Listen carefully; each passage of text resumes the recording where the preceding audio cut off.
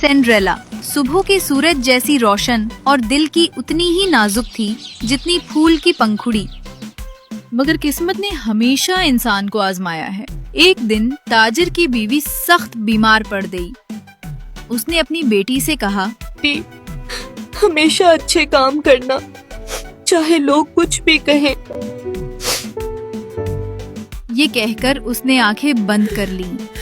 ताजिर की जिंदगी में गम के बादल काफी अरसे तक छाए रहे, मगर वक्त के साथ साथ वो सब भूल गया।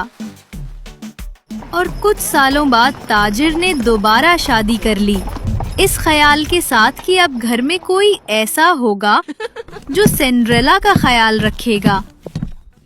नई बीवी के आने से घर की रौनक कुछ बढ़ गई।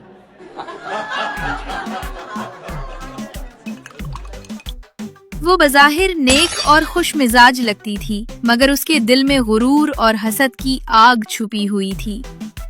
उसकी 2 बेटियां भी कम न थीं। इसको भी जल्दी से साफ कर दो, ये तुम्हारा काम है। हर लम्हे अपने सिवा किसी को कुछ न समझने वाली सिंड्रेला नरम दिल और सब्र वाली थी। वो घर के तमाम काम चुपचाप कर लिया करती। बर्तन धोना, कपड़े निचोड़ना, कमरे साफ करना, चूल्हा जलाना।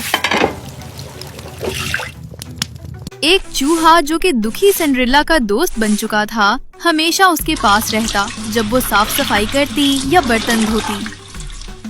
कभी कभार सिंड्रेला थक जाती तो चूहा उसके कपड़ों के किनारे पर चलकर उसको हंसाने की कोशिश करता।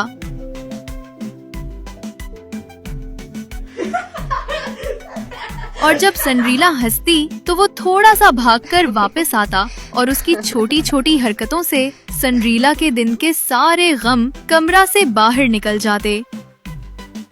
उसकी बहनें और माँ अक्सर उसकी मेहनत को हल्का समझती और तंज करती रहती थीं। अस्सलामुअलैकुम। अगर आपको हमारी वीडियोस पसंद आएं तो हमारे चैनल द फैमिली वॉल्ट को सब्सक्राइब करें और नई वीडियोस की अपडेट्स के लिए बेल आइकन जरूर दबाएं।